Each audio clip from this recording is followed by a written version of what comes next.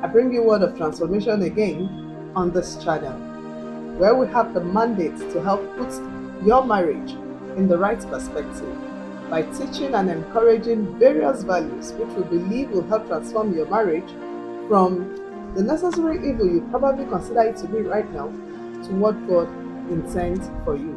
I believe that what you listen to and see on this channel will bring about the turnaround, the positive turnaround you desire in your marriage. Therefore, I'd like you to subscribe to this channel if you haven't done so, or if you are visiting us for the very first time. Also, click on the notification button so that each time I post new videos, you will be notified. My name is Oluwakemi, your family therapist and host on this channel.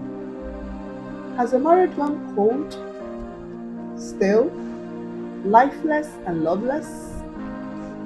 I'd like to announce to you then that it is time for renewal.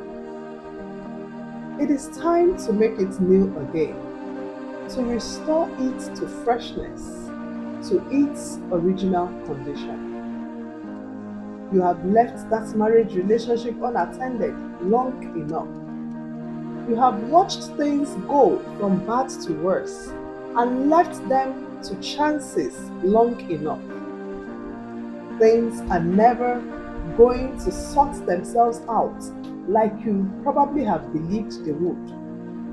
You have to take the bull by the horn and fix what needs to be fixed.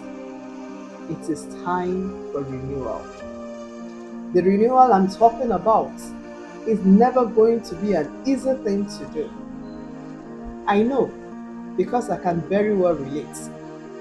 The truth is, it is actually a difficult process and sometimes a painful one too. But I tell you what, it is very achievable if you are determined. Renewing your marriage will require two things basically. It will require you to delete some things and add some other stuffs. To renew your marriage means to stop those activities or habits that are unhealthy to your marital health and have inhibited its growth, and then pick up some other habits and behaviors that will promote its health. Now you may be asking, what am I supposed to do? Or what am I supposed to stop doing? I'll help you answer that question by asking you another one. What do you normally do that your spouse has frequently complained about?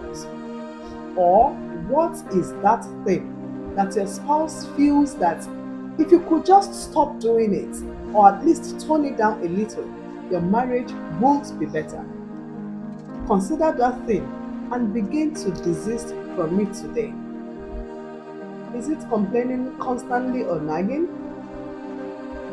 Do you withhold affection? Do you even avoid having sex with your partner? Is it lack of intimacy? Do you bring your work home? Or is it that you do not make time enough for your spouse? Are you in the habit of criticizing your husband or wife? Do you keep friends that your spouse thinks is unhealthy for your marriage? Has there been ineffective communication in your marriage, or even a lack of it? Is it that you are not staying healthy, or you are adding too much weight? The list is endless of those activities or habits that over time have made the once lively and upbeat marriage now cold and uninteresting. So if I were you, I'd go over the list, identify the thing or those things that have vowed to deprive me of having a lasting, healthy marriage, and begin to put a stop to them. And if you still find it difficult to identify that thing, then I urge you to ask your spouse. I'm very sure they will be more than willing to supply the answer.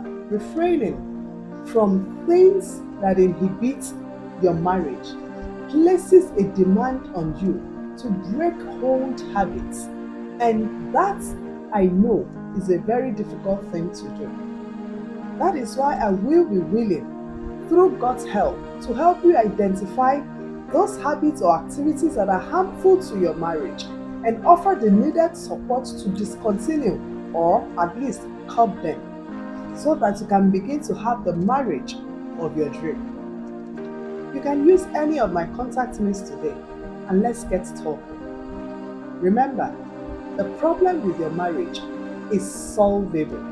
So I implore you, before you pack it up, let's seek solutions together. Till I come your way again, peace be upon you.